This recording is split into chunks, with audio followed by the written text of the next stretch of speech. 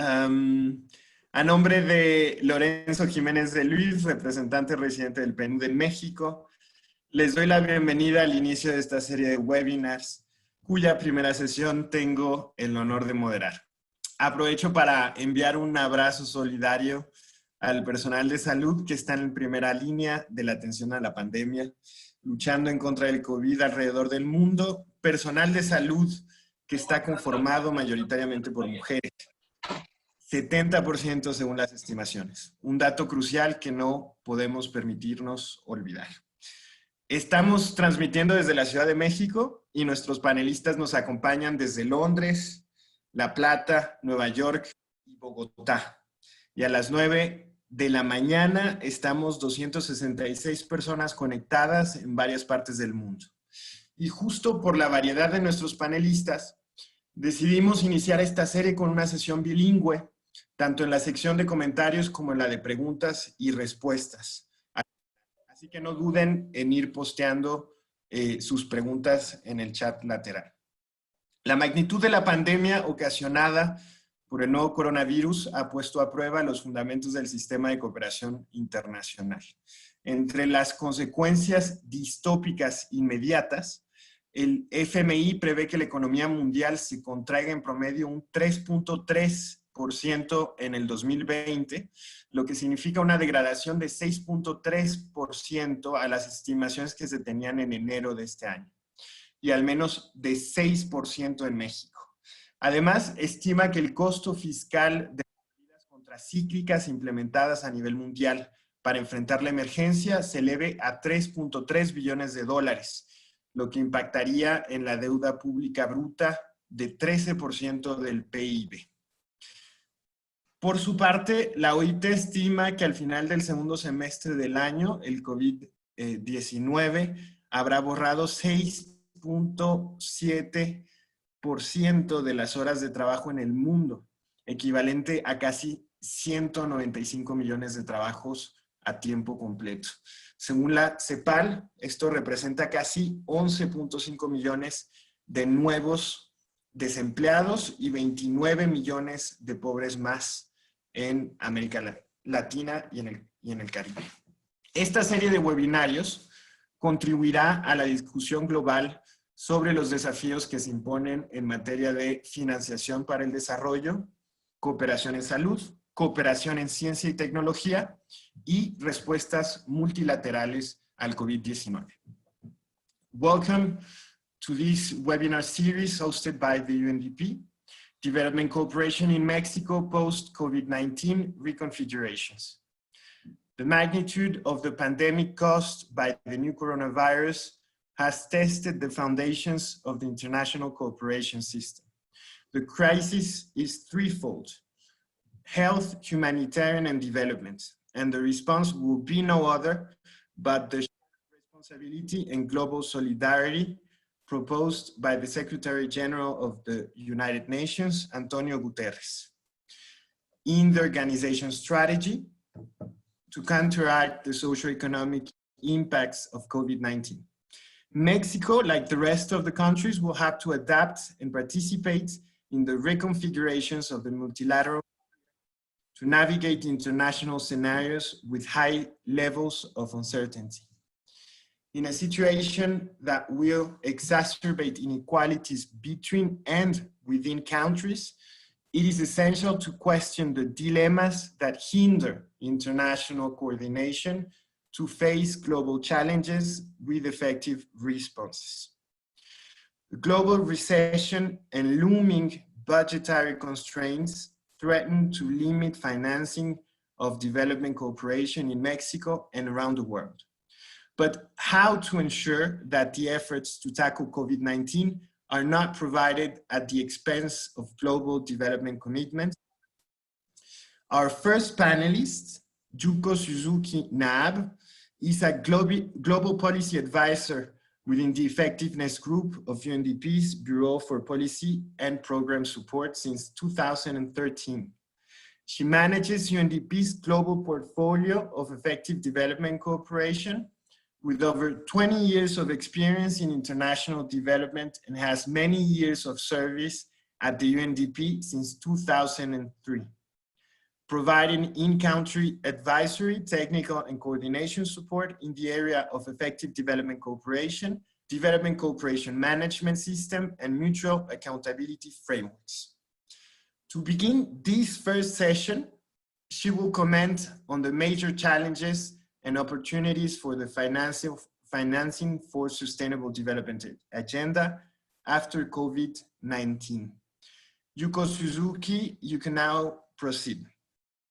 Thank you very much, Carlos, and thank you very much for welcoming me to this webinar. I think it's really timely discussions how this crisis actually is impacting the financing for development, and within that context, the international development cooperation. I would like to begin by outlining big picture with regard to the impacts and challenges on FFT. And then talk a little bit more about the opportunity that this crisis may be bringing forward as to how we work together. So the first slide, the big picture in terms of the challenges and the impact. The global unprecedented crisis risk undoing development gain and also undermine the ability to achieve the SDGs and 2030 agenda. We know that the governments have started to respond, but the greater uncertainty on future of the financing development poses significant challenges. If we can go to the next slide. Not only that the COVID-19 pandemic is, as Carlos said, aggravating pre-existing inequality, but also exposing the vulnerabilities in economic and social environmental system. But this is also happening against the backdrop of already constrained global trade, stagnating budget, falling commodity prices, and already sort of constrained fiscal space. Now, the socioeconomic impacts that we have, it's already been felt, I think, in many parts of the world, and also have a long-lasting consequence, possibly reversing the decade of progress that we have been able to make in poverty eradication. Based on preliminary estimate from the World Bank, global poverty may increase, pushing 49 million people into extreme poverty in 2020. In Latin America, Caribbean alone, 2.7 million could fall into an extreme poverty. Now, the World Food Organization had indicated that globally 130 more million people could face acute food insecurity as a result of the economic impact of the COVID-19. If you could go to the next slide. Due to this crisis, global trade, we have already seen a sharp decline, expected to cost global value chain about 50 billion USD in exports, leading to a reduction in foreign direct investment between 30 to 40% globally. We also see that up to 195 million jobs globally could be lost due to the pandemic, and this will also mean that remittance may also fall as migrants see their income decline in host countries. Now, we go to the next slide. We know that estimated financial resources that is needed from emerging economies and then the developing countries to really get through this crisis is about 2.5 billion USD. And so this is happening in already a limited fiscal space faced by many of those countries, and this could expect to be worsened. As I said, falling commodity price, declining exports and tourism, capital outflows, depressing tax revenue, and aggravating sovereign debt level, which means limiting the fiscal space really maneuver in response to COVID-19.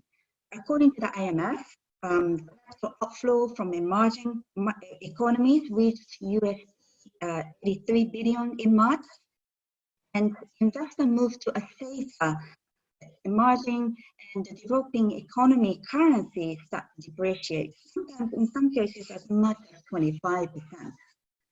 And this is also happening against the backdrop of stagnating ODA. According to the Interagency Task Force for Financing for Development, its 2020 report that was released just in April, ODA fell by 4.3% in 2018. Although the preliminary 2019 data from OECD indicates a slight rise of 1.4% in real terms in 2019, but this is still stagnating in terms of the aid budget. Next slide.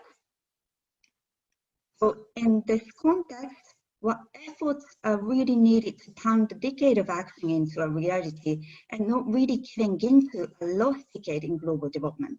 UN Financing for Development Forum, as well as many other global partnerships like the Global Partnership for Effective Development Cooperation, are calling for actions.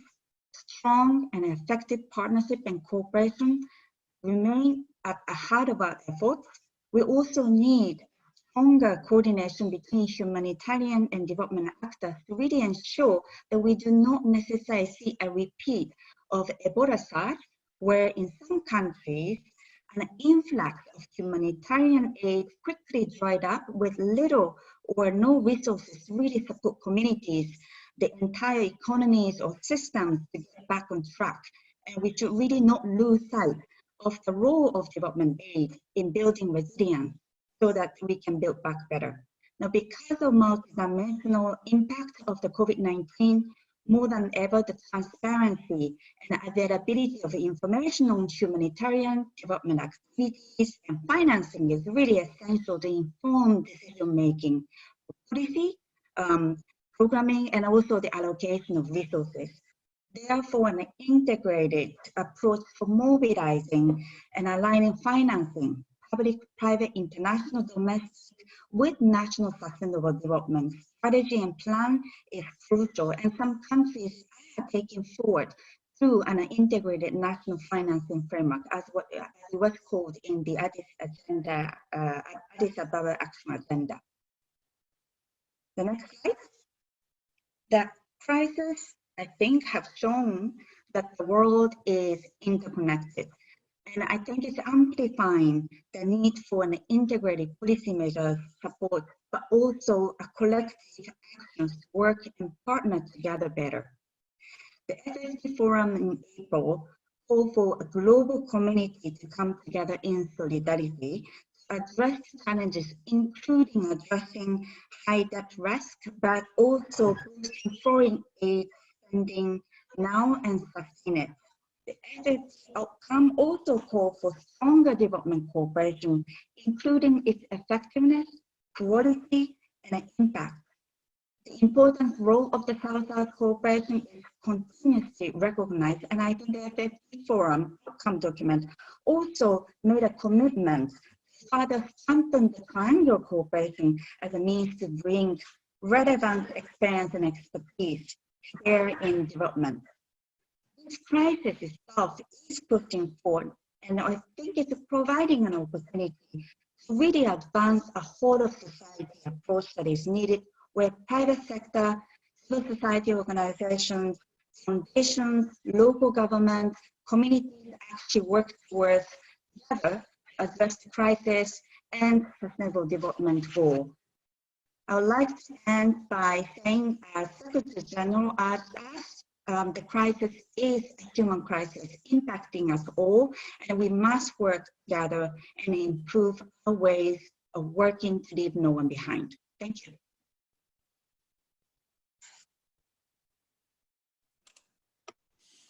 Thank you, Yuko. So we're going to pass to the second panelist right away. So Jonathan Glini, the famous Jonathan Glini, is a writer and researcher on international development cooperation. He's Director of Sustainable Development Research at Ipsos Mori. He's a visiting fellow at the International Development Institute at King's College in London, and has worked at the Overseas Development Institute, Save the Children UK, and Christian Aid. He's the author of The Trouble with Aid, Why Aid Could Mean More for Africa, and Aid, Growth, and Poverty. Thank you, Jonathan, and please proceed. Thanks very much, Carlos. And thanks very much for the invitation. Just a few things on my biography. I'm not famous. And I have moved on from Ipsos a couple of years ago, so now I'm independent. And my book was called The Trouble with Aid, Why Less Could Mean More for Africa, which I invite you to read. It's still available. Right, thank you so much for this invitation. Thank you, Yuko, for that introduction. Mark, we haven't got long, so let me just kind of summarize what I think are the big issues at the moment. And like a lot of people, I'm finding that the COVID-19 crisis is kind of backing up what I've been saying all along, which is a little bit dangerous, and I recognize that, but it's kind of given me a little bit more support for, I think, some of the things that I and others have been arguing for some time. So the first thing to say is, quite provocatively maybe, that, you know, the COVID-19 crisis changes, in my view, very little in terms of what is required from international development cooperation. Okay, the need to have large-scale financing, much better spent, and decisions made much more democratically, has been there for decades, and now hopefully people are going to see it. So you know, and we've understood the danger of global health pandemics for ages. The fact that people have chosen to ignore them is one thing. The thing that the COVID-19 crisis changes is not what is required at the international level, in my view. It's what the context now is to achieve that. I think there is a great opportunity now to see huge change at the global level in terms of international public finance and at the national level, but we're not talking about that today. Having said that, it's quite plausible that we won't see progress. We might even see whatever the opposite of progress is, regression. After the 2008 financial crash, a lot of us thought we'd see quite a lot of progress in terms of better international regulation and regulation of the financial markets and stuff like that. Actually, we didn't. And it's quite plausible that we'll see more nationalism, more navel gazing, rather than the big picture global responses that are required. So that's to be campaigned on. You know, there's a huge opportunity here, but it needs a huge amount of effort to push. And the two main things that we need to do are to push for a public response, both to health in this case, obviously, but also to the other major challenges we have in terms of education, nutrition, infrastructure, climate change. I'm not an ideological public service person, but I believe that, and I think a lot of people agree, that the last 30 years have seen far too much emphasis on the private sector, and we need to rebalance that.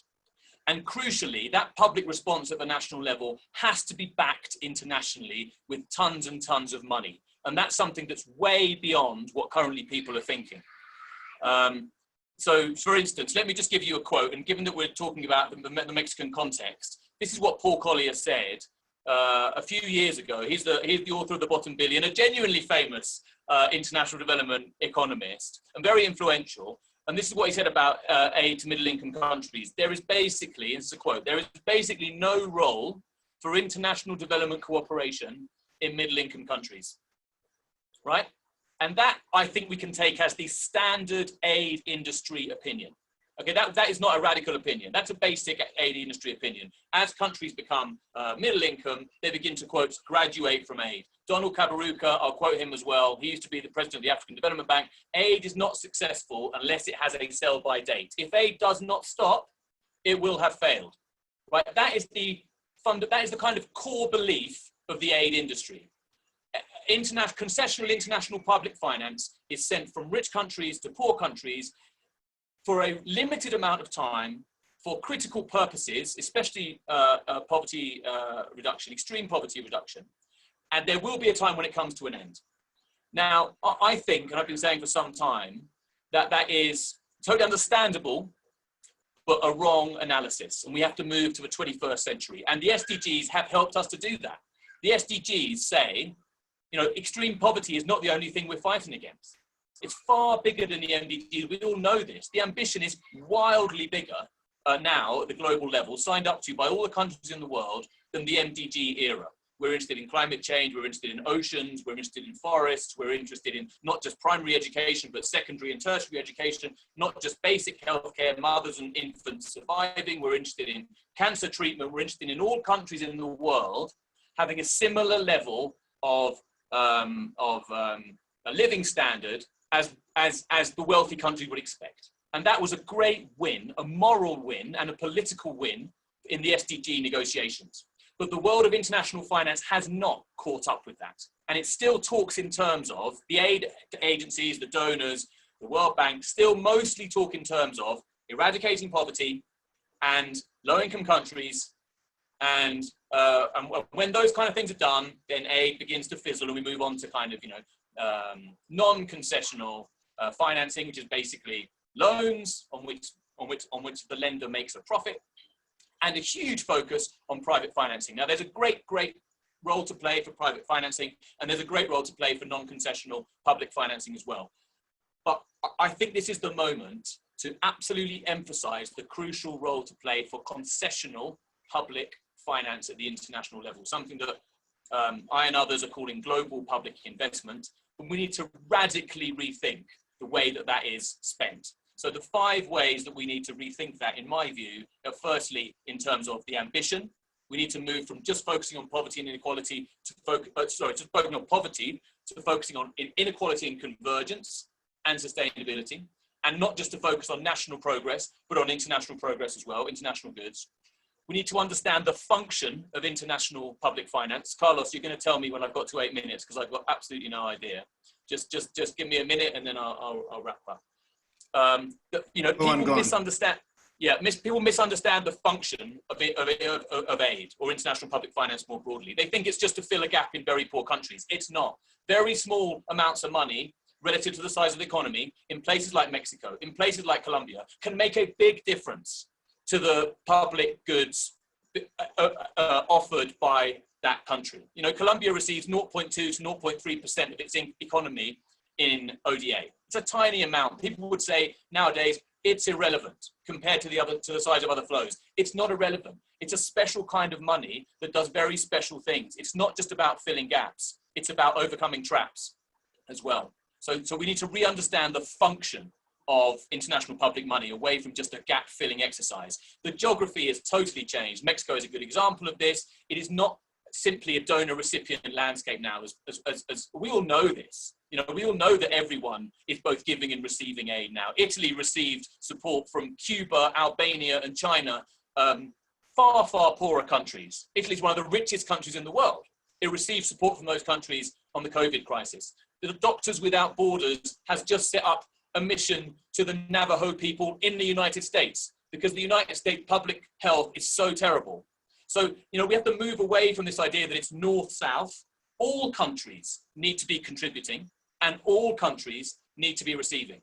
So why would really, really poor countries like Sierra Leone and Burkina Faso be contributing money to the effort for a sustainable world? Firstly, because they get a hell of a lot back. Think European Union, yeah? Think Romania and Poland. They are contributors to the EU budget, but they get a hell of a lot back. But they are not just recipients. They are not just recipients of generosity and largesse in the 20th century colonial aid system. They are partners. They are sat around the table. Every member of the EU sits around the table in Brussels and discusses the budget. So the poorest countries in the world, by contributing a small amount of money to this, would gain respect and political power. We need to shift the governance. It's crazy that the aid system is voluntary. It needs to be contributory and statutory as far as possible. And decision-making needs to be far more democratic, including civil society. And we need to change the narrative. Let's stop talking about aid. Let's stop talking about donors and recipients. Let's stop talking about charity. Let's stop talking about foreign. This is about global investment for our own common interest, in exactly the same way as we invest at the national level for our own common interest without calling it charity. And the same way as we invest in, certainly in Europe, but also to a certain extent in the other regions, in our common good at the regional level. So there are fundamental changes. In my view, yes, absolutely, we need in the short term to be making sensible decisions about one minute, Jonathan. Yeah, cool. So we need to be making sensible decisions about how to spend money in the short term. So what I'm suggesting is structural reform, as well as short-term decision-making. People in the Mexican aid ministry, or in the US aid ministry, or in the British aid ministry, can make decisions today that change the way that we do international development. They can bring in more voices. They can start to focus more on not just eradicating poverty, but responding to inequality and sustainability. But also, we do need to change the structures. And just as Keynes and others managed to do after the Second World War, very positively, and they set up a new global infrastructure. I think that's the moment we're at now. And let me say to kind of people who want this kind of change at the global level and have been pushing for it for much longer than I have, if we don't use this COVID moment to achieve that, this total kind of crisis to achieve that, if we can't do it now, we will never be able to do it, or certainly not in our lifetimes. Thank you, Jonathan.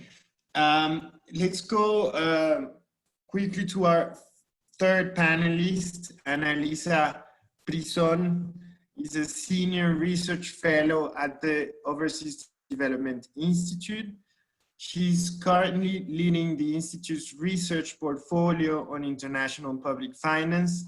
She has led or been part of teams advising strategy departments in bilateral development agencies and multilateral development banks on aid allocation and aid effectiveness.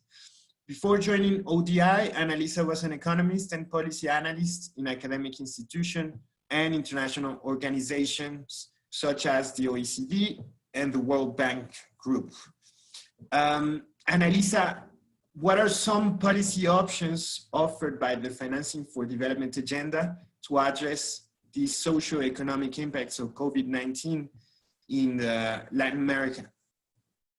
Thank you so much, Carlos, for the introduction. That was a very difficult, hard act to follow after Johnny. So let me just kind of reiterate a few kind of points as well that he made. I think there are a few, this is a kind of watershed moment for international development cooperation. But let me just say, even before the COVID-19 crisis, I mean, progress on the Financing for Development agenda was rather mixed. I mean, we had some kind of, so to speak, a strong support towards the domestic resource mobilization agenda, but aid commitments were falling short, and the shift of the narrative from billions to trillions was really kind of far away from materializing. But I very much agree with Jonathan. I mean, the challenges for financing the Agenda 2030 are still here, but the current crisis is somehow magnifying them and making them even more urgent. We need to kind of act quicker than by 2030.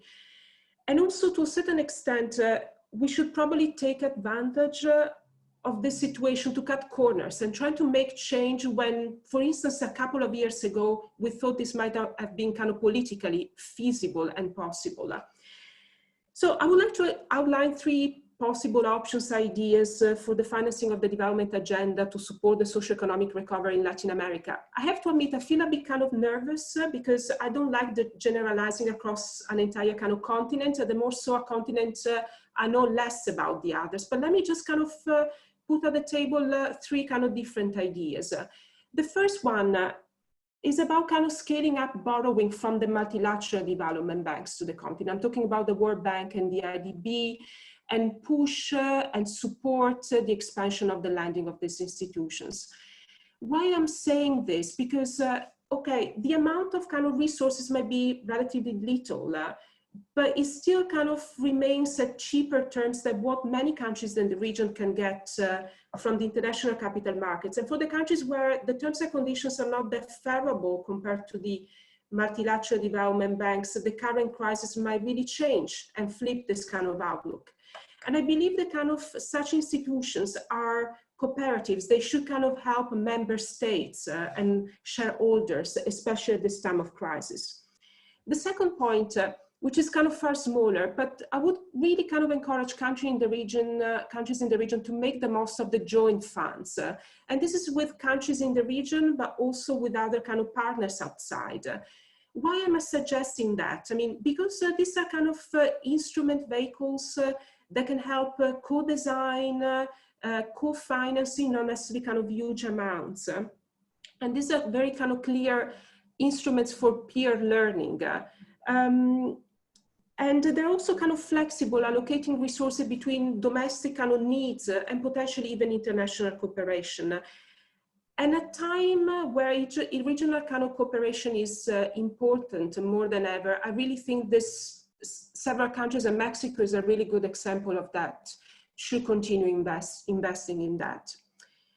My third and final kind of reflection, I mean, the kind of demand from countries in the region is not necessarily about kind of financial support, but more around expertise and knowledge sharing. I mean, I'm not saying anything that is kind of any surprise or anything new to any of you in the region. And we're aware Latin America has never been a kind of major recipient as a kind of a continent, even though there have been some kind of exceptions more recently. If I think about Mexico up to 2018, we're also expecting the kind of flows to be reallocated towards the poorest countries. And also we know that the pie is going to kind of shrink. But it's important to say pre-COVID-19, the main demand wasn't about money. It was about knowledge sharing and expertise. And this is kind of across many government officials in middle income countries, if I can use this kind of expression. And in a post-COVID-19 world, this type of kind of assistance and policy dialogue must continue. The more so when is the kind of critical kind of element. Jonathan mentioned the example of collaboration between Italy and other countries. So there's a kind of a clear value added around that. And this leads me to the other point I was asked to reflect upon, which are the kind of potential trends in international public finance that could shape the world after the pandemic. I mean, we all know that aid is a kind of a very small part of the kind of external financing landscape, and Jonathan mentioned that earlier on. It's too little, especially when it comes to grant financing, but it has special roles. I mean, first of all, it tends to be less procyclical than other flows. I mean, Yoko mentioned earlier on the kind of trends in foreign direct investment in remittances. Aid tends to kind of fall slightly later than the others. Second, aid supports sectors where governments might not be willing to borrow for, particularly the social sectors, because the returns are generated just in the medium to long term. And then if we talk about knowledge sharing and peer learning, we need a relatively little amount of resources to make this kind of practicalities a reality. And we can't expect other flows to kind of support that. And again, I'm talking about knowledge sharing and policy dialogue. I want to make one final kind of reflection. I'm aware that international public finance is not a hot topic in Latin America. It's a very kind of small part of external finance. But there was one issue that was kind of debated over the past 2-3 years, which is the graduation from official development assistance. We know that the main criterion triggering that is income per capita. We also know how unstable this measure is around the kind of threshold and how narrow this concept is to kind of describe the complexity of the socioeconomic development of a country. So I would like to go back to the initial point I made. And do we have now potentially the rational and to a certain extent the political space to start rethink this approach to graduation, making it more inclusive, measuring it well beyond income per capita, and taking into account also potential shocks. And we should really create incentives for every country, donors, if we want to use this word, to support, even marginally from a financial kind of point of view, the countries in the region. And even if not in the same way, I don't really like this expression, but it gives you kind of a good kind of a picture of that. We're all in this together. And I really think that international development cooperation and the architecture should reflect it. And I'll stop here. Thank you, Annalisa. In the second part of the session, we'll come back with you with some specific questions from our followers. Ahora voy a pasar en español, le voy a dar la palabra hasta Argentina a Bernabé Malacalza, investigador en Cooperación Internacional para el Desarrollo, Cooperación Sur-Sur, profesor de doctorado e investigador del CONICET, doctor en Ciencias Sociales por Flaxo, Argentina, máster en Relaciones Económicas Internacionales de la Universidad de Barcelona. Y después de haber escuchado a Yuko con con un resumen, con un panorama general de cómo va el proceso de financiación para el desarrollo. Después a Jonathan Glini con propuestas y con toda esta noción de la inversión pública global, y analiza con sus reflexiones sobre opciones de política pública. Me gustaría pasar con Bernabé y preguntarle, después de la contingencia por COVID-19, ¿con cuánto espacio fiscal y capital político cuentan países como Argentina y México para destinar recursos a la cooperación para el desarrollo? Bueno, Carlos, muchísimas gracias por la invitación.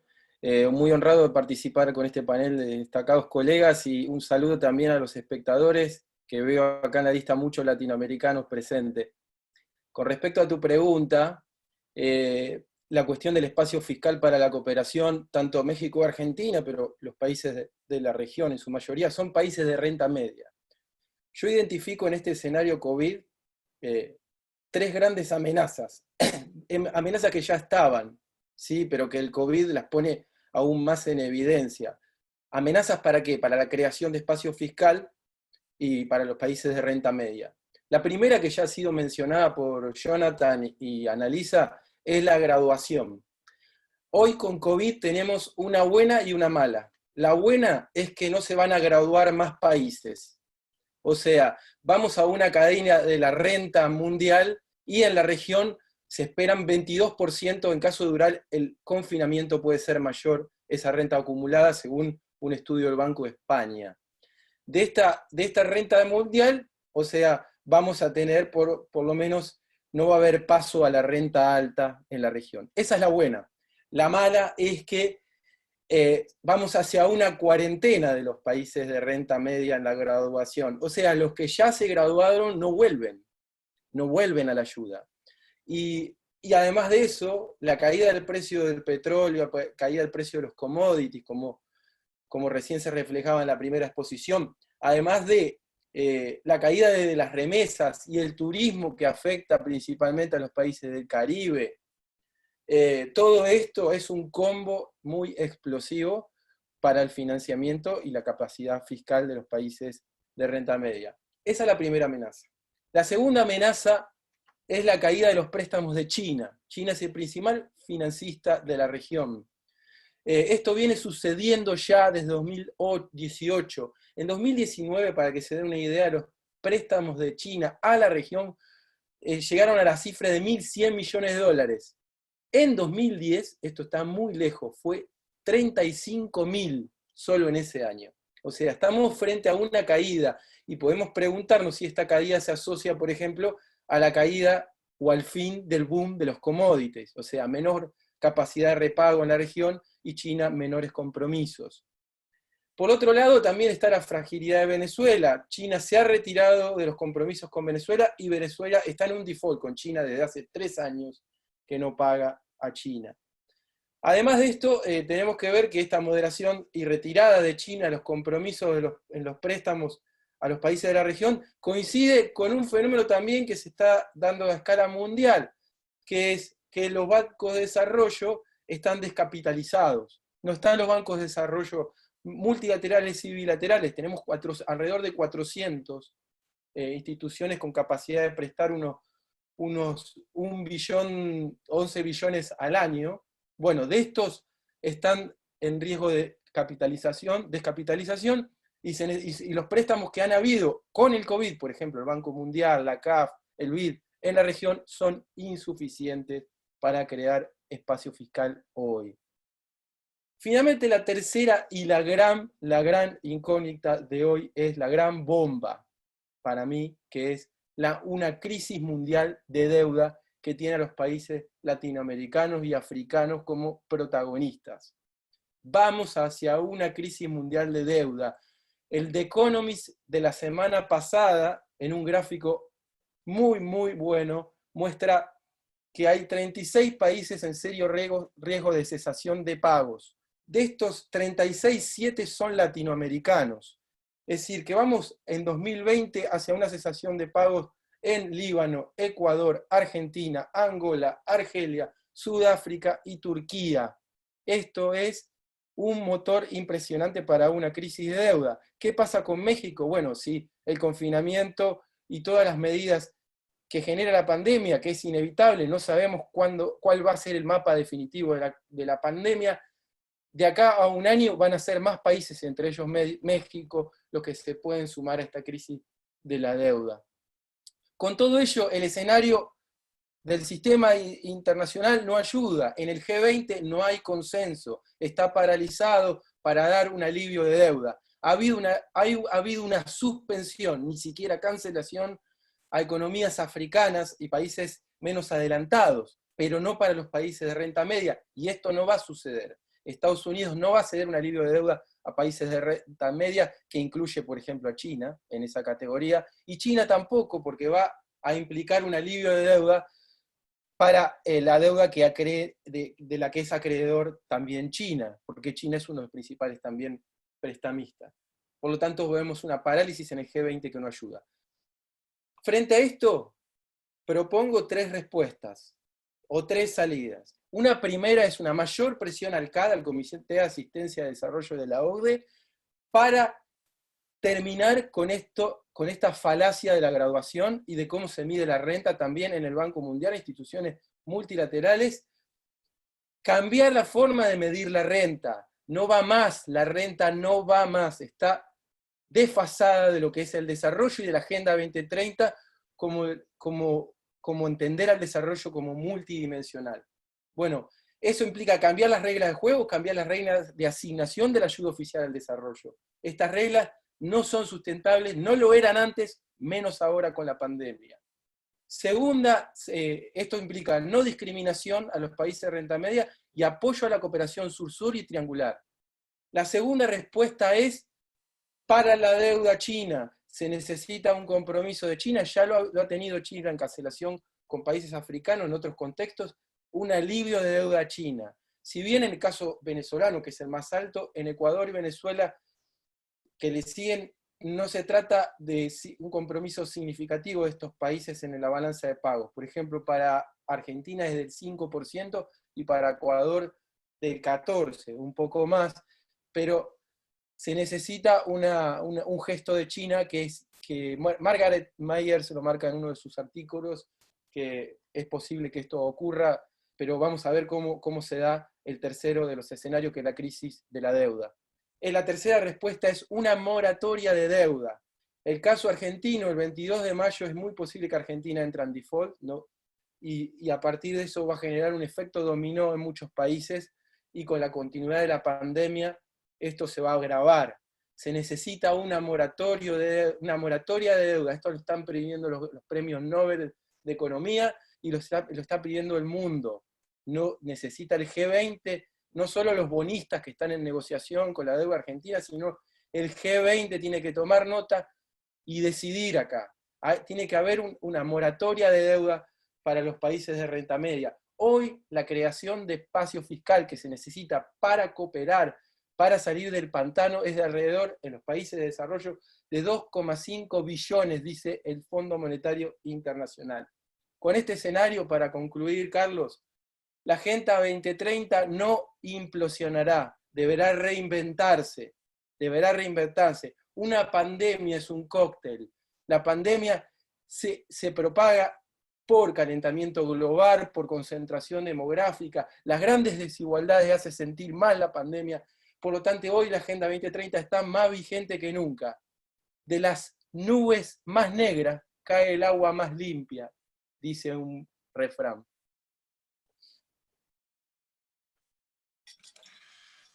Muchas gracias, Bernabé, por esta revisión del paisaje latinoamericano tan esclarecedor que pintas. Antes de regresar contigo con unas preguntas que tenemos acá, y siguiendo esta lógica de embudo desde los procesos multilaterales hasta Latinoamérica, pasando por propuestas muy interesantes, le quiero dar la palabra a Simone Lucatello.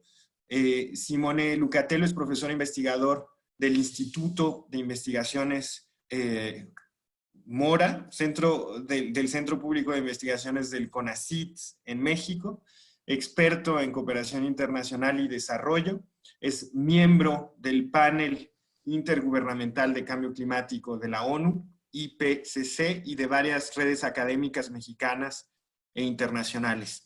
Miembro del Sistema de Investigadores de México nivel 2. Simone, ¿cuál puede ser el papel de México en la agenda de la financiación para el desarrollo post-COVID-19?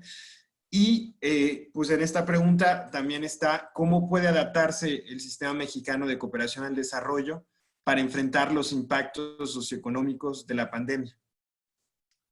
Sí, sí me escuchan, ¿verdad? Buenos días a todos.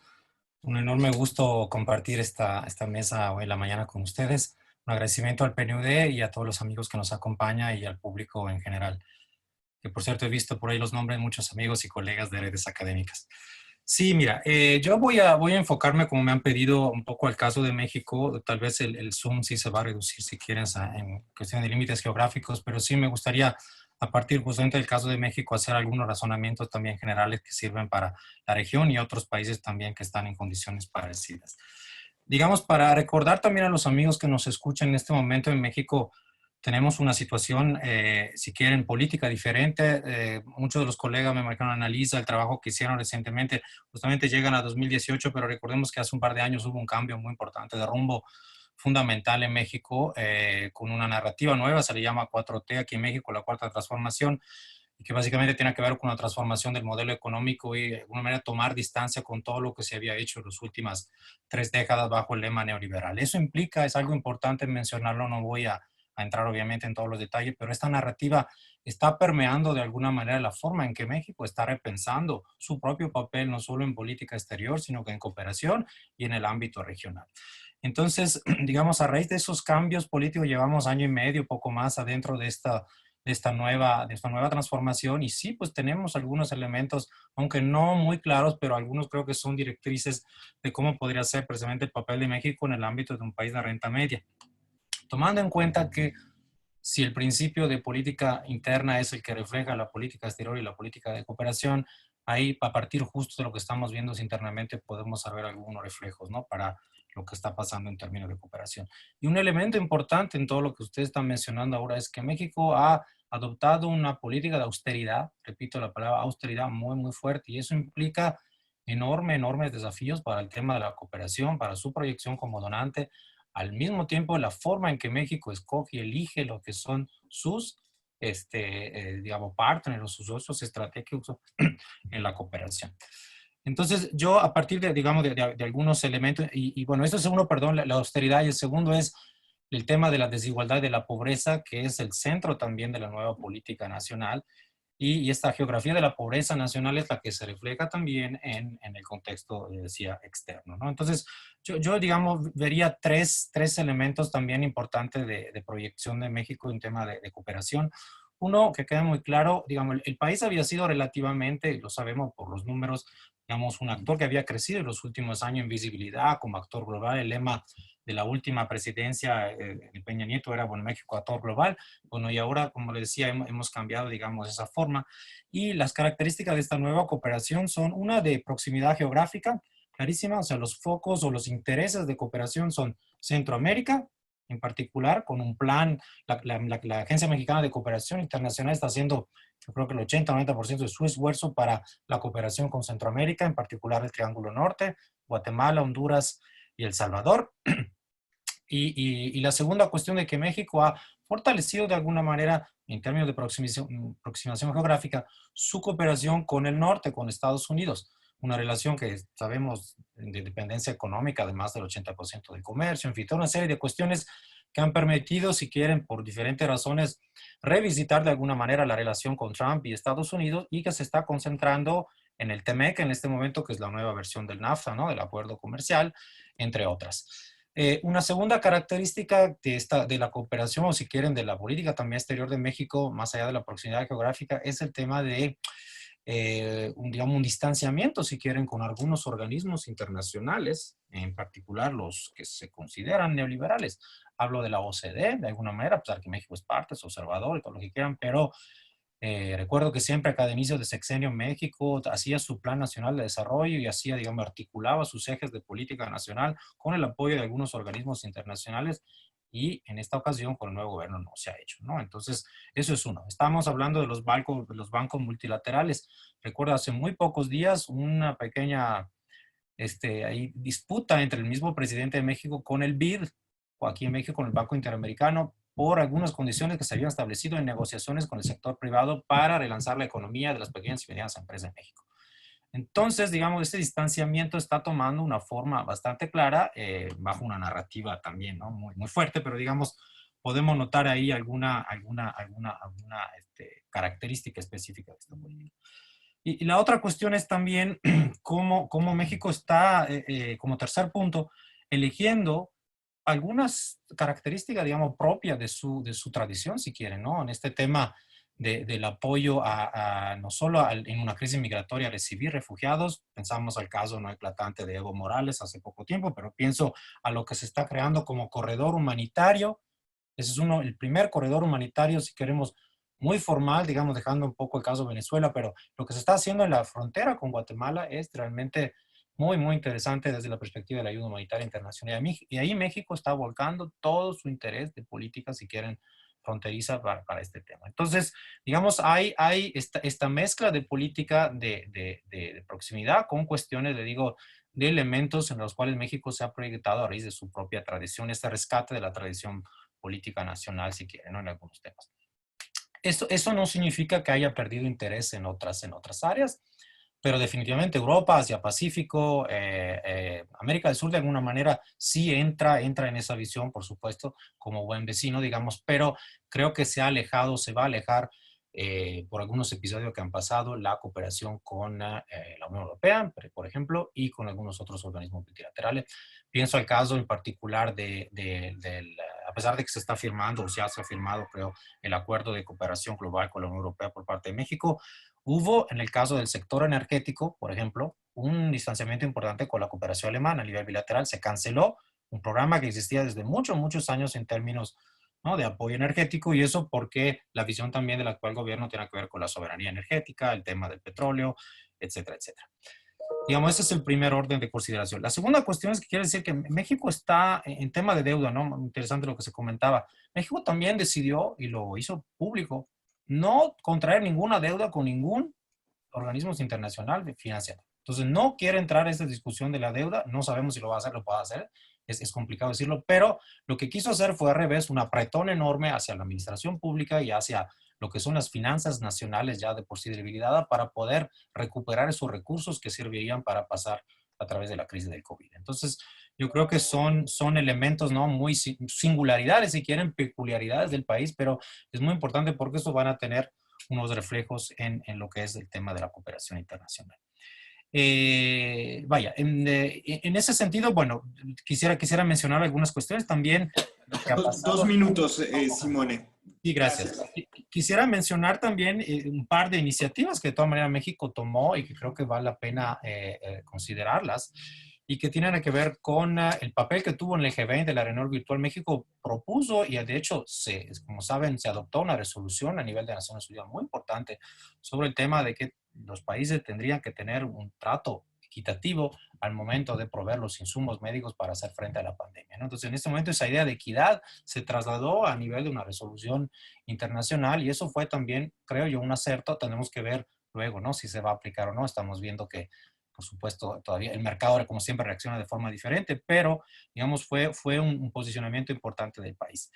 Y, digamos, y sigue, ¿no?, en ese sentido. Luego México también, si quieren, de manera un poco esquizofrénica, porque le digo, todo eso de la construcción de la cooperación internacional se está rehaciendo en ese sexenio nuevo. El mandato dura 6 años en México, a diferencia de otros países. Entonces, esos 6 años de gobierno, y digamos que estamos viendo la cooperación con China.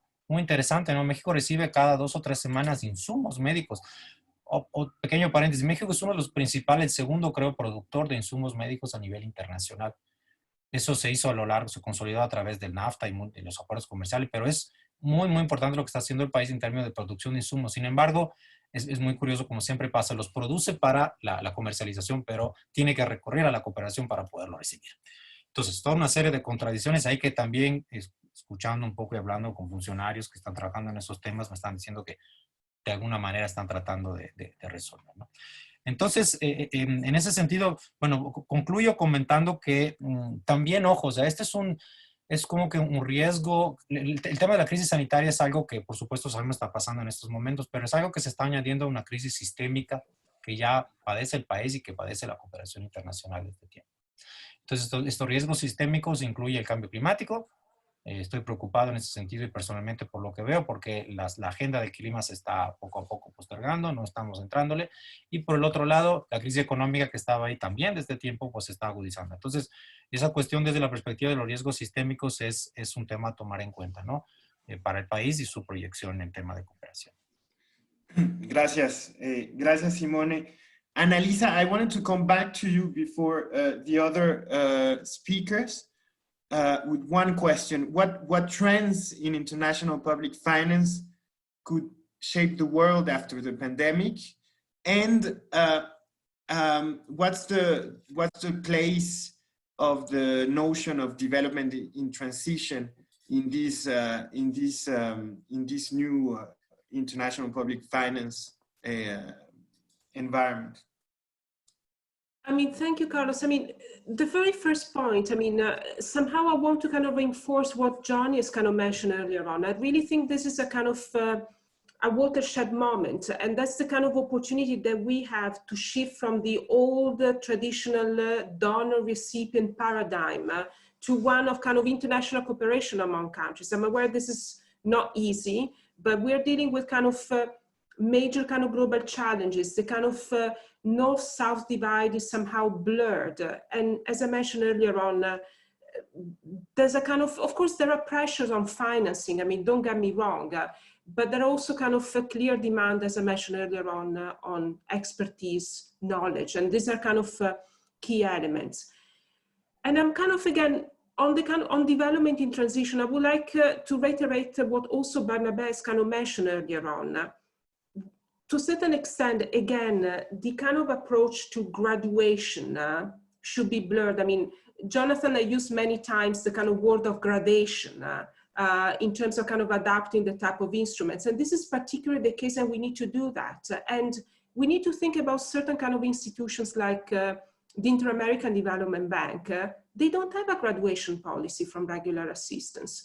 And again, it's to a certain extent assuming that these kind of institutions are real cooperatives. So every single shareholder, every single member can make the most in terms of kind of lower interest rates and better terms and conditions around that.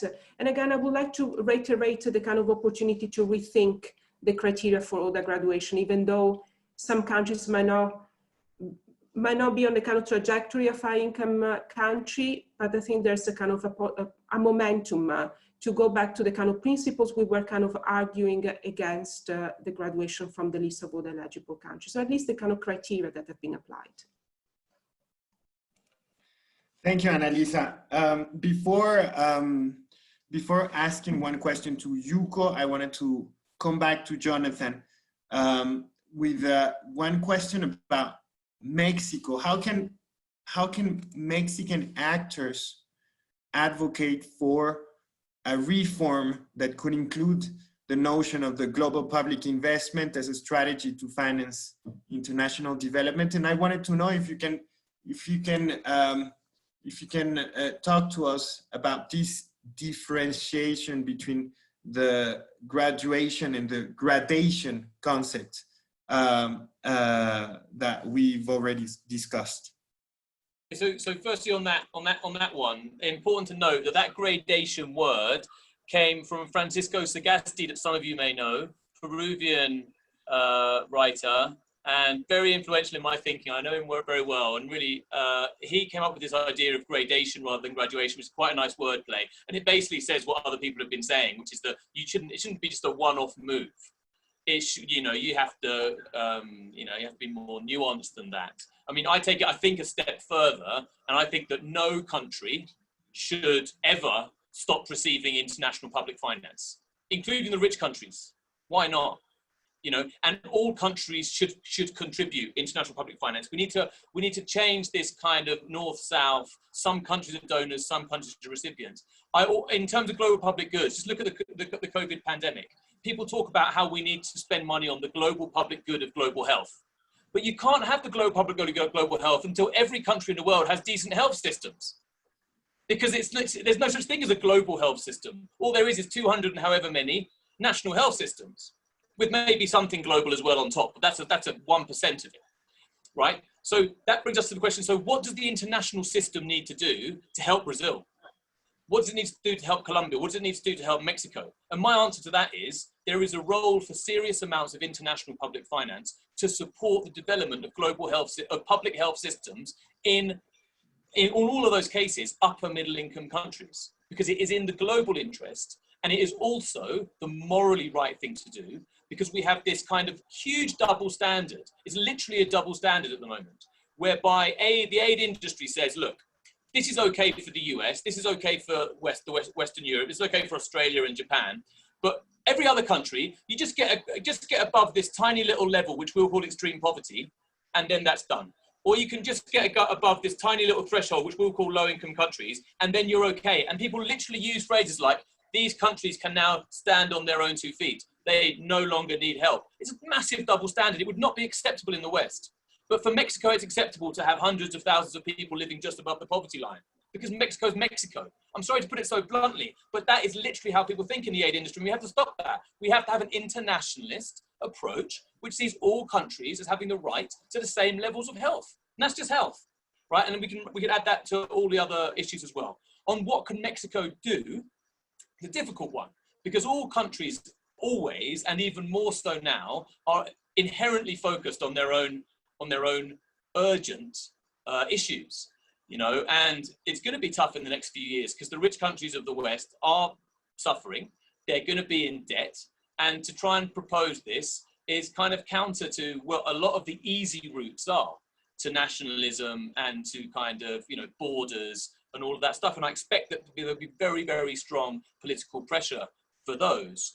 I would just hope that political leaders in Mexico and elsewhere can see their own national interests in having a global system of finance that supports a much broader set of ambitions than simply eradicating the most extreme forms of poverty, you know, destitution, which is pretty much what we've got at the moment.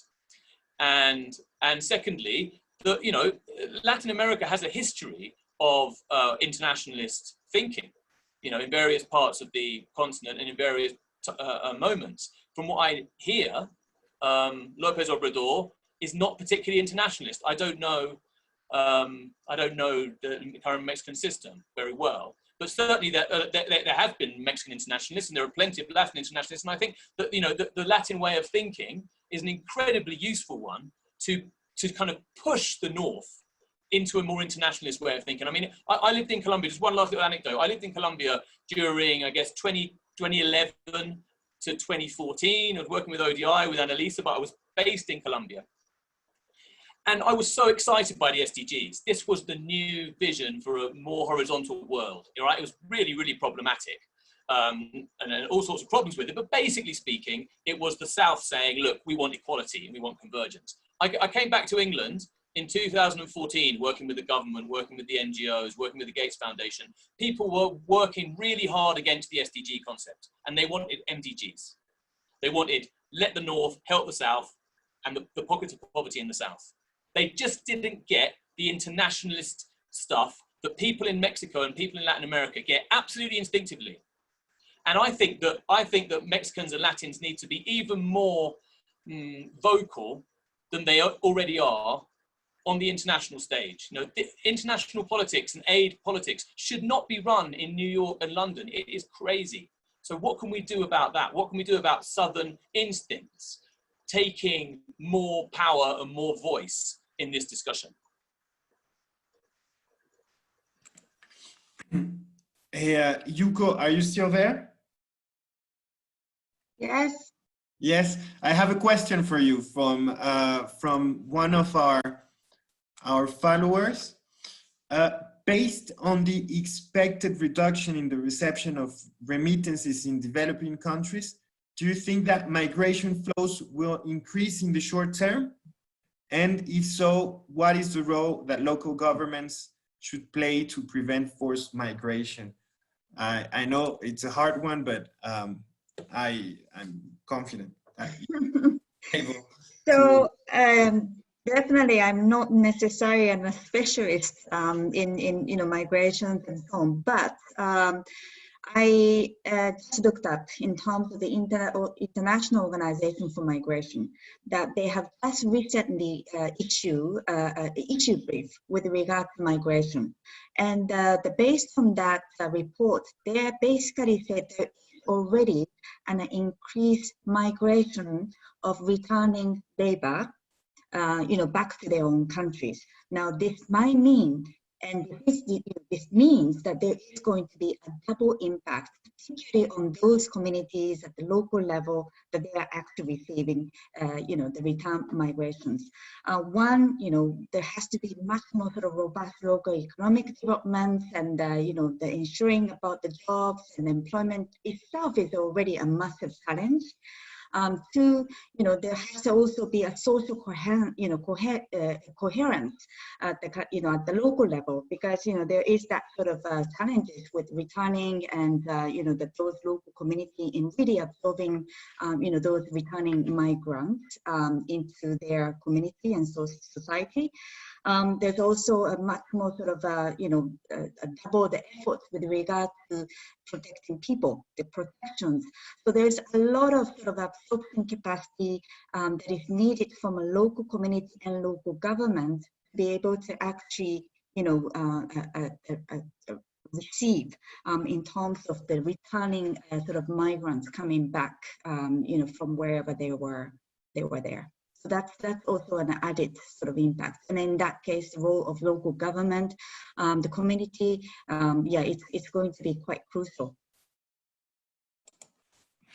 Thank you, Yuko. Bernabé, con respecto a lo que estaba comentando Jonathan, ¿qué tanto, me surge la pregunta, qué tanto desde tu punto de vista, qué tan graduado o no está Argentina, qué tan inserto en este sistema está, y cuál es la relación que ha tenido Argentina con el despliegue de poder suave que China ha tenido en la región en estos últimos años. Bueno, respecto a lo que dices de Argentina, yo creo que hay que pensar, un poco retomando lo que decía Jonathan, me permito disentir en un punto. Yo creo que lo que el COVID está acelerando es la división entre el norte y el sur. O sea, no la está haciendo más difusa. Y justamente el caso de China refleja esto, porque el norte va cambiando también. China empieza a aparecer más como un norte que como un sur, yendo a los viejos legados del pensamiento latinoamericano, ¿no? Estructuralista, de Prebisch. O sea, el centro y periferia, hoy lo que estamos viendo es una mayor profundización de esa brecha entre el norte y el sur. Por ejemplo, esto mismo que estamos haciendo hoy, que es a través de la vía virtual, la digitalización, expone más estas brechas tecnológicas, por ejemplo, entre los países del norte y el sur. El norte es otro norte y las potencias tecnológicas son otras que incluyen a las asiáticas. Entonces, hoy estamos necesitando desde el sur reducir esas brechas, más que nunca. Entonces, este contexto nos expone a esa necesidad. Y el caso de Argentina, con lo que dices respecto de China, igual que el resto de los países de la región, voy a reflejar una frase que dice José Antonio Sanahúja. La región ha perdido su condición de actor. No hay una voz regional. Entonces, como no hay una voz regional, está fragmentada la región, es una arena de disputa geopolítica. Lo que vamos a ver va a ser más aceleramiento de esta disputa geopolítica entre Estados Unidos y China, Porque la condición de actor se perdió. No hay capacidad de negociación conjunta con China. Entonces, en estas condiciones vamos a un escenario mucho más conflictivo en ese sentido. ¿Cómo vamos a hacer negociaciones si no tenemos una voz común? En el caso del contexto particular de COVID, lo que se ve también es una fuerte privatización de la ayuda. Estamos viendo una ayuda fragmentada y privatizada. Cuando vemos la diplomacia del barbijo de China, están las empresas atrás. Está Alibaba, Tencent. No es el Estado, es una fuerte privatización de la ayuda, y esto es un escenario que ya venía, y las empresas digitales que ganan espacio en este capitalismo son las que prestan ayuda, la filantropía de Bill y Melinda Gates, las que están en la Gavi y patrocinando la vacuna. O sea, estamos viendo un escenario de mayor privatización de la ayuda, además de que aparecen otros actores que son necesarios en la región, que no son los del CAD, como Cuba, por ejemplo. Cuba en el Caribe y su presencia en la internacionalización médica. Entonces, estamos ante un escenario que se va acelerando y que la región es una arena, no un actor en este escenario, y esto es lo más preocupante, me parece. Gracias, Bernabé. Voy a ir ahora con Simone, una última pregunta, y después, lastimosamente, voy a tener que cerrar con una última ronda de comentarios para cada uno, ¿no? Entonces, Simone, reaccionando a este viejo debate, te quería preguntar tú de qué lado estás, más bien de la posición de Jonathan, que dice que la diferencia entre la cooperación al desarrollo tradicional y la cooperación sur-sur u otras modalidades de cooperación se están difuminando, o estás más del lado de Bernabé, quien considera que esta crisis, esta pandemia ha exacerbado estas diferencias entre los países. No me gusta esta noción, pero los que antes eran del norte y los que antes eran del sur. Y para terminar, también quería preguntarte, ¿cuál crees tú que puede ser el espacio en México para continuar con grandes programas de cooperación que implican muchos recursos, como por ejemplo el PDI u otros? Sí, empiezo por la segunda porque la primera es, es más complicada. No, está bien, es difícil poder contestar en este tema de negociaciones, pero ahorita voy. Mira, sobre México, a ver, yo creo que, bueno, en este momento estamos, ¿no?, experimentando una coyuntura muy particular y, por supuesto, mucho de lo que era la visión y los programas están parados y, evidentemente, habrá que repensarlo. Entonces, ahí es importante, creo yo, nuevamente, del diálogo con los actores de cooperación, como ustedes, como las agencias bilaterales, sistema multilateral, hasta donde el gobierno está dispuesto a entrarle, ¿no? Porque eso es el otro tema. Entonces yo creo que México sí tendrá, no puede perder ese papel que ha tenido. Creo que en este momento responde más a cuestiones de audiencia nacional y de política pública o de respuesta al electorado nacional, pero en algún momento, tercer año, cuarto año, tiene que salir esa otra visión que tiene el país internacional, porque de todas maneras las inercias que lleva, que son muchos años y no necesariamente son neoliberales, al contrario, no, son experiencias que vienen desde, como decía Bernabé, desde el pensamiento, el mismo Jonathan, es un laboratorio latinoamericano de desarrollo. O sea, México es uno de los países más importantes y ha contribuido desde el pensamiento, desde las acciones en el tema de cooperación sur-sur, es uno de los actores principales en la región y a nivel mundial. Entonces creo que ahí hay toda una experiencia acumulada que tal vez en este momento está parada por razones, si quieres, políticas, pero que tendrá que salir. Entonces mi previsión y mi espero en términos optimistas es que esto en algún momento empiece a retomar camino, ¿no? Definitivamente bajo nuevas líneas, eso sería interesante saber cuáles. De hecho, me encuentro de acuerdo con algunas, no, por supuesto que no, pero digamos que van en línea en función de un propio proyecto, ¿no?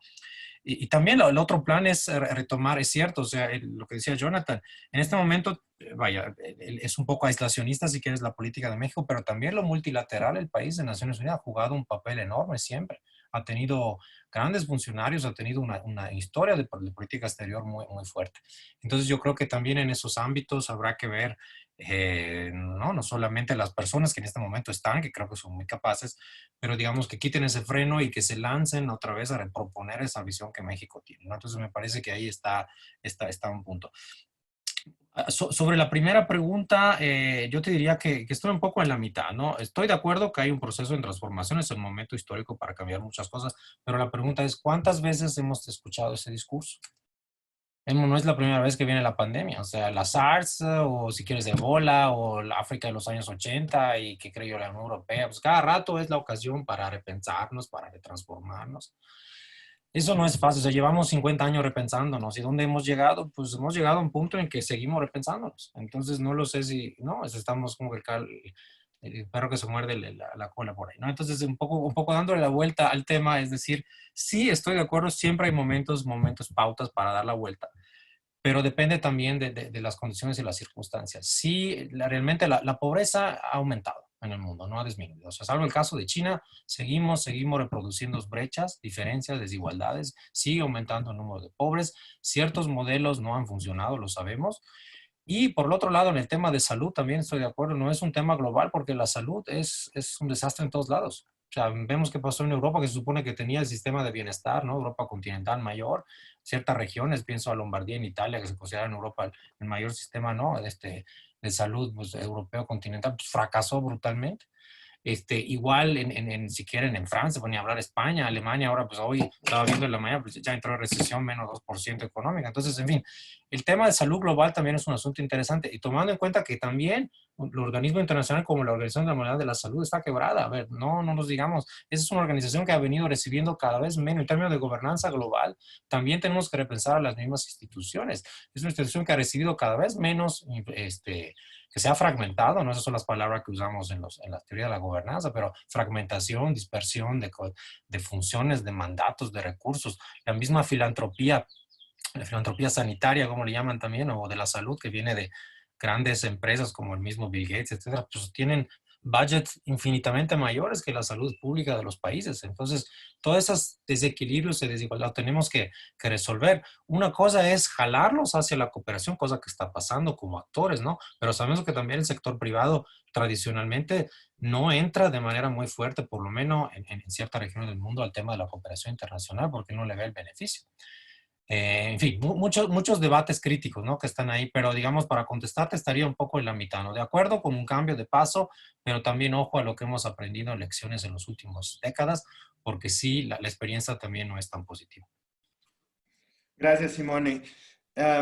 Unfortunately, I have to close this session and interesting discussion. I'm going to just finish giving you the microphone to each one of you. If you can give me, Yuko, some final comments or a final reflection on the discussion or on the question. And we're going to follow the same logic as the beginning. So Yuko, Jonathan, and Alisa, Bernabé, and then Simone is going to close with the final comments. Thank you very much. I just want to thank you all for, I think, very interesting discussions. It's actually posing a lot of questions, that really require everybody's attention and actions, both at the political level, technical level, and really changing the way things are happening. So just to say thank you. Thank you, Yuko, for joining. Jonathan. Yeah, just to say two things really. Just to reiterate, I don't think we could be at a more important moment. I take Simone's point about how, of course, all these things are discussed endlessly. It does feel though that you had the SDGs and you had a feeling that the world was coming together in some kind of vision for the future. Then you had this kind of huge impact of the Trump presidency, but also a bunch of other presidencies around the world that have really put into danger global progress and multilateralism. And now you have this pandemic, which is going to thrust the world into a very serious recession, very probably, including in the rich countries. This is, I don't think I'm exaggerating, it's an absolutely critical moment. So somehow we have to try and build back better, as people are saying. I think it's a great phrase, but also just make sure that the very negative forces that could be could be organizing themselves at the moment and could easily lead the world down the wrong path. We need to stand up against those. I mean, this is, yes, it's about technical analysis. Of course it is, it always is. But it's also about quite kind of fierce political and moral positioning. And something I've learned too late in my life is the power of each individual in each of our jobs to make the right decisions and to be ambitious, to push things much further than we might think possible, even if we're not in incredibly senior positions. And I just urge everyone to do that, because I do think this is a very dangerous moment for the world, as well as an incredibly, there's also great opportunity, but it is a very dangerous moment as well. Yeah, I agree with you, Jonathan. I think that the biggest risk, the biggest danger of this crisis is is going back to the ancient normality that we had actually before the crisis. But Annalisa, your turn. I would like to reiterate this point. I mean, yes, probably in previous crises, I remember kind of in October 2008, kind of picturing the doom and gloom for the AD industry after the crisis. Nothing has really changed, or not a lot has changed. But in all honesty, even the setting that we're in now, we're all affected, will be affected for the next kind of medium term. If it doesn't happen now, it won't happen any longer. So, as I said, probably many of you, you're experiencing in your own kind of jobs, lives, you can cut corners, you can make things, you can bring change far more easily because processes are looser. Let's not kind of waste this kind of opportunity. That's really kind of a watershed moment for international cooperation. Thank you, Annalisa. Bernabé. Sí, yo quería decir, concluir con una cuestión que la pandemia pone de manifiesto, digamos. La pandemia es un mal público global, un bad public good, ¿no? Que por lo tanto necesita ser combatido. Hasta ahora los estados han dado respuestas fragmentadas e individualizadas que solo han hecho hacer más lento el contagio, ¿sí? Lo que se necesita para poner fin a esto es cooperación en provisión de bienes públicos globales, ¿sí? Las medidas farmacéuticas, la vacuna, los antivirales, los tratamientos necesitan cooperación. Sin cooperación de esto no se sale. Y finalmente, una reflexión es que sobre el mundo que viene, sobre cuál será la nueva normalidad. La nueva normalidad es esta que estamos viviendo, en el sentido de que no hay mundo post-pandemia. Si miramos para atrás, cada 4 años hay una pandemia. El ébola, 2015, 2014, 2015. Para atrás el SARS, desde el HIV que vienen ocurriendo pandemias, y esto no va a dejar de suceder. Por lo tanto, necesitamos mecanismos de gobernanza global. Mecanismos, lo que están faltando hoy, que existieron en la crisis de 2008, hoy no están. Por lo tanto, no esperemos nada de Estados Unidos, que se retrae en una postura aislacionista, ¿sí? Algo se puede esperar de China, que apuesta financieramente en algunas instituciones multilaterales, pero necesitamos de Europa, de América Latina, de Asia, para proponer un nuevo multilateralismo más eficaz, que conecte combatir males públicos globales con provisión de bienes públicos globales. Sin esto, no tenemos respuesta para las próximas pandemias. Mone, comentarios finales. 2 o 3 cositas, mira, no lo hemos tocado, pero creo que es importante. Una, a ver, lo que va a pasar después de la pandemia, o por supuesto no lo sabemos, pero vamos a entrar en un régimen, yo le llamaría de post-normalidad, es decir, no va a pasar nada, no vamos a regresar a la normalidad, entonces tenemos que proyectar una nueva forma de vivir. Estoy viendo cosas muy interesantes sobre las ciudades, sobre la forma en que nos tenemos que organizar en el trabajo, en fin, una serie de cuestiones de impactos que van a cambiar la vida cotidiana. Entonces, esa parte de la post-normalidad la tenemos que empezar a trabajar. Pasamos por la post-verdad y ahora vamos por la post-normalidad. Y eso me parece, digamos, importante porque la misma cooperación tendrá que pensar en esos espacios cómo reconfigurarse, ¿no? Por un lado. La otra cuestión que creo que es importante, tenemos que hablar de un contrato social nuevo. A ver, yo estoy de acuerdo con todo el tema de la cooperación y no la solidaridad mecánica, ¿eh? No me refiero a la respuesta que da siempre la cooperación, en particular con el uso de recursos y del dinero, ¿no? Es decir, todo surge, hay una respuesta ya, podría decirte, no inmediata de la cooperación o de la industria de la solidaridad, como le llaman los colegas de la ayuda, que es la de que, bueno, dinero, ¿no? Inmediatamente vamos con dinero a reactivar las economías, los circuitos económicos, ese es el paradigma dominante. Yo creo que el contrato social tiene que ser más profundo y tiene que justamente con las visiones de la sociedad, las visiones también encontradas, si quieres, ¿no? Entre gobernantes, entre el sector privado, los actores, los stakeholders, ¿no? Stakeholders tradicionales. Y eso contrato social pues se tiene que redefinir de alguna manera, ¿no? A través de la misma cooperación que también ha tenido experiencias en ese sentido. Y la tercera cuestión es que es un poco la ironía, pero mira, en el momento en el cual ahora el distanciamiento social, el social distancing o la sana distancia, como le llamamos acá, es el que nos está teniendo separado, pues tenemos que llegar a un momento en que nos vamos a volver juntos, para volver juntos de otra vez, ¿no?